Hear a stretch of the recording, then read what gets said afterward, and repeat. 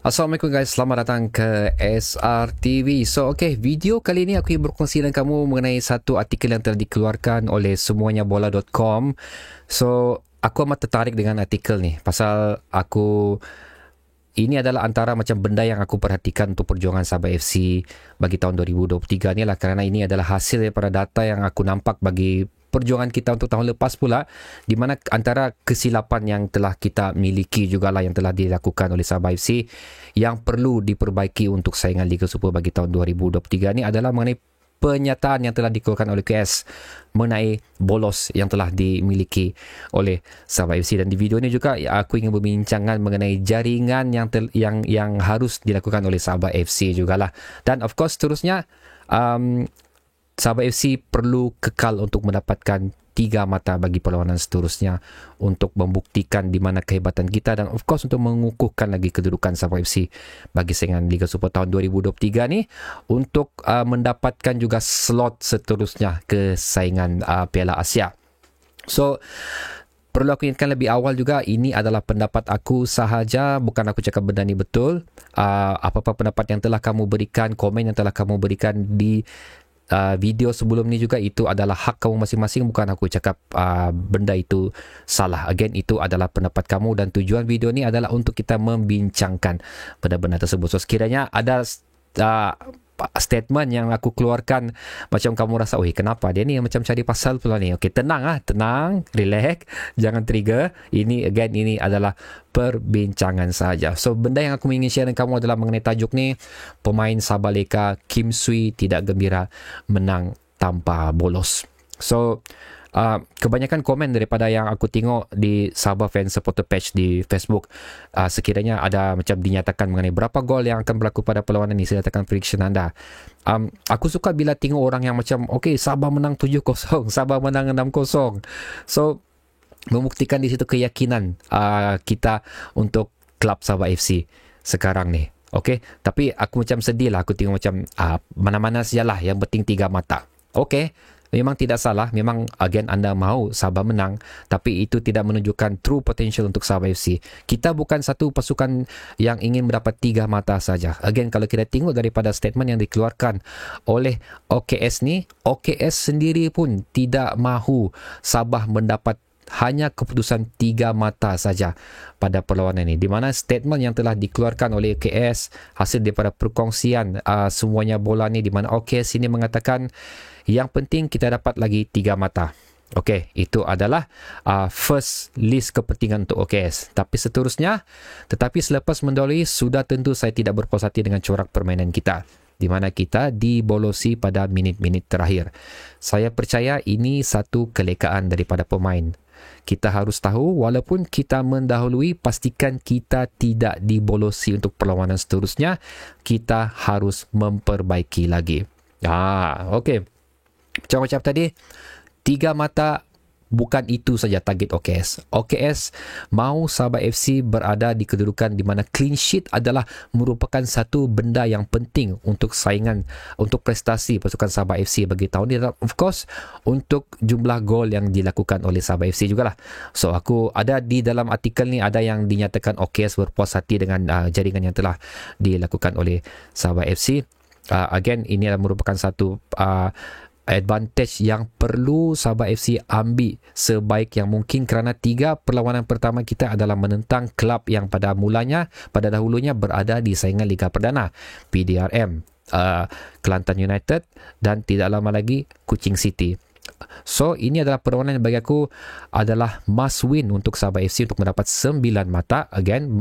3 mata adalah kepentingan yang utama untuk OKS. 3 perlawanan ni kita wajib untuk mendapat 9 mata. Seterusnya untuk mendapat jumlah gol sebanyak yang mungkin, dan seterusnya seperti mana statement yang dikeluarkan oleh OKS, tidak memiliki sebarang bolos daripada perlawanan yang akan datang. Tapi of course aku akan menumpukan tu dahulu kepada 3 perlawanan pertama ni, kerana 3 perlawanan seterusnya selepas Kuching City adalah merupakan bagi aku percubaan sebenar Sabah FC, kerana selepas ni kita akan menentang Seri Pahang, Penang dan seterusnya. JDT merupakan 3 pasukan yang telah berada di saingan Liga Super bagi tahun 2022, dan perjumpaan menentang JDT adalah merupakan perlawanan yang penting untuk Sabah FC. That's why kenapa again aku cakap 3 perlawanan permulaan ni agak penting, dan menentang Seri Pahang dan juga Penang adalah merupakan ujian terbesar untuk kita sebelum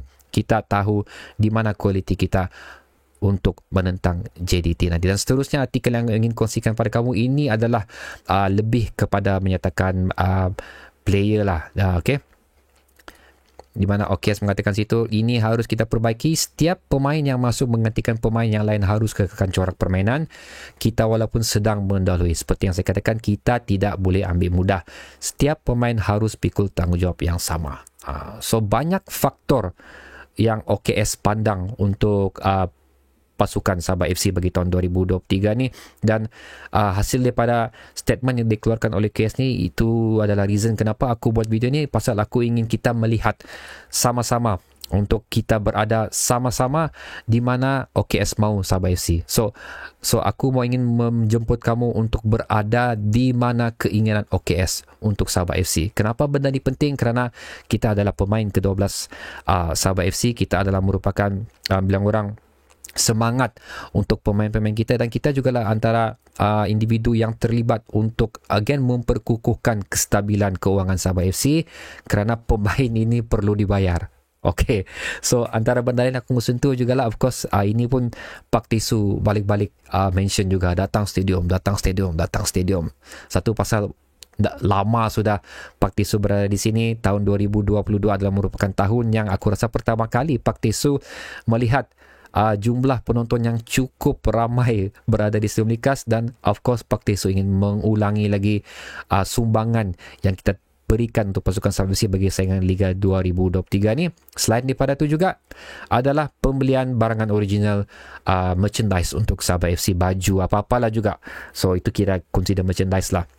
So kehadiran ke stadium memberi semangat, membeli barang-barang original merchandise Sabah FC juga membantu untuk menjana kewangan Sabah FC. Of course kehadiran di stadium juga akan membantu kewangan Sabah FC. That's why kenapa penting. That's why again kenapa penting untuk kita kenapa penting untuk kita berada di pemikiran OKS, kerana ini bakal untuk membantu membakar semangat kita untuk pergi ke stadium untuk membantu Sabah FC apa semualah. So aku juga ingin melihatkan kamu contoh selain daripada statement yang aku keluarkan, kenapa 3 mata penting, kenapa gol penting, kenapa jumlah bolos yang kurang penting. Aku ingin membawa kamu melihat kepada apa yang telah Sabah FC telah capai pada tahun 2022. Okey, ini adalah benda lama, tapi aku rasa aku ingin membuktikan di sinilah kenapa benda ni penting sekali lagi. Okey, Terengganu tangga kedua, Sabah tangga ketiga. Just imagine kalau keputusan Terengganu, apa yang telah Terengganu lalui sama dengan apa yang telah Sabah FC lalui, di mana Terengganu sendiri pun telah memenangi sebanyak 13 perlawanan, Terengganu sendiri telah seri sebanyak 3 perlawanan, dan Terengganu pun telah kalah sebanyak 6 perlawanan. So membuatkan mata yang dikutip oleh Terengganu, sekiranya semua ni sama, adalah 42 mata. Tapi walau macam mana pun Sabah kekal berada di tangga ketiga juga oleh kerana jumlah bolos yang oleh kerana jumlah jaringan yang telah dilakukan oleh Terengganu melebihi apa yang telah dilakukan oleh Sabah FC sebanyak 39 perlawanan. Sabah FC hanya menjaringkan 36 perlawanan. Dan seterusnya, jumlah bolos yang telah dimiliki oleh Terengganu kurang sebanyak 6 gol daripada apa yang telah Sabah FC lalui. Nah, so game macam-macam tadi, walaupun kutipan mata sama 42, tapi Sabah akan tetap berada di tangga ketiga yang telah kita lalui susah payah kita lagi macam setakat ni. Okey, confirm tangga ketiga pun masuk juga. Tapi suddenly pihak penganjur telah mengubah lagi format untuk siapa yang layak. So menang Piala Malaysia pula. Nasib baik Selangor kalah pada perlawanan tersebut. So kita akan selepas itu kita telah mendapat slot automatik ke AFC. Sekiranya kita tidak memiliki kedua ni, jumlah jaringan kita lebih bagus daripada Terengganu, sudah pasti kita akan berada di tangga kedua. So itulah kepentingannya jumlah jaringan, dan of course kekurangan bolos juga membantu untuk mengukuhkan kedudukan tangga kedua Sabah FC sekiranya benda ini berlakulah. So jom kita lihat pula untuk kedudukan terkini Sabah FC. Kita sekarang berada di tangga pertama berkongsi 6 mata dengan 4 pasukan. Okey, Sabah, Selangor, JDT dan juga Kedah memiliki 6 mata. Sekiranya bukan kerana jumlah gol yang telah kita lakukan, okey, walaupun masih awal guys, walaupun 2 perlawanan, relax, tenang, tapi ini again contoh.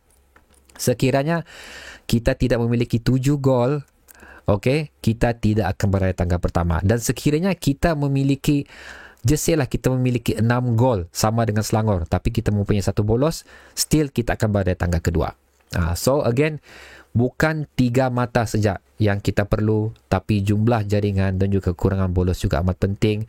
Dan OKS sendiri juga telah mengeluarkan statement betapa kepentingannya again untuk tidak dibolosi dan seterusnya mengekalkan keputusan kemenangan dan jumlah jaringan yang cukup bagus. So that's why kenapa macam aku berpuas hati lah pasal ini memang target aku. Tiap kali perlawanan, of course, aku mau Sabah FC kalau boleh dapat sebanyak gol yang boleh. Kita telah nampak gol-gol, peluang-peluang yang telah dicipta oleh Sabah FC even sewaktu menentang Kelantan United. Kita boleh mendapat at least lagi 2 gol sebenarnya untuk perlawanan ni. So keputusan ni boleh menjadi jumlah gol yang berbeza. Again, jumlah bolos.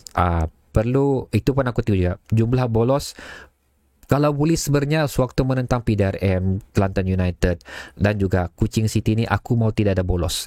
Okey, selepas tu kalau ada bolos dah apalah pasal itu memang perlawanan yang tough. So again, aku berpuas hati OKS, aku sependapat dengan mustahil OKS sependapat dengan aku kan. So aku berpuas hati OKS, aku sependapat dengan OKS. So aku di sini nampak di mana level Sabah FC yang OKS mau untuk Sabah FC bagi saingan Liga Super tahun ni. So okay guys, again ini adalah pendapat aku saja. Aku tidak menyatakan pendapat kamu itu salah. So again, jangan trigger. Apapun, aku jemput untuk kamu meletakkan pendapat kamu di ruang komentar di bawah mengenai pandangan ni lah. Okay. So ya, aku tak tahulah sama ada video ni akan menjadi kontroversi atau tidak, tapi aku harap tidak. Cuma niat aku tu adalah untuk kita sama-sama melihat di mana OKS ingin Sabah FC berada sekarang ni. So okay. Penat. So sehingga kita berjumpa lagi di video seterusnya guys. SMJ untuk semua. Assalamualaikum.